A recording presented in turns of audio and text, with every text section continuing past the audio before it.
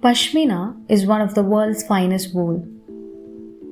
Kashmiri artisans and traders create exquisite finished products like shawls and other apparel using this fabric.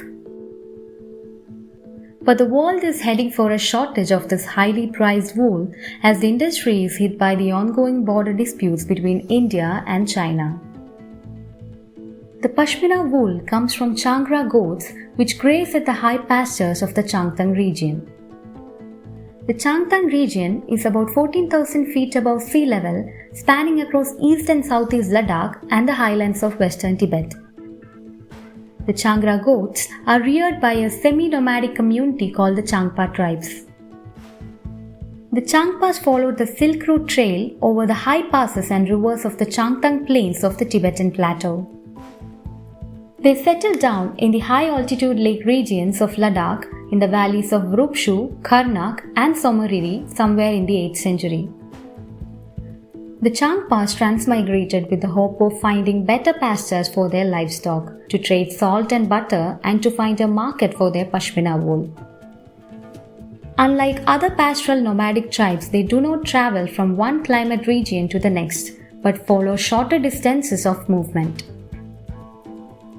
More than 1,000 families of nomadic Changpa herders now roam the vast Changtang region, raising around 3 lakh Pashmina goats, black yaks and horses through the summer months. The yaks provide transport and shelter for them. Its fat is used as fuel and its meat as food. The goats yield some 50 tons of the finest and most expensive Pashmina wool each year, supporting the vital handicrafts industry in Kashmir that employs thousands of people.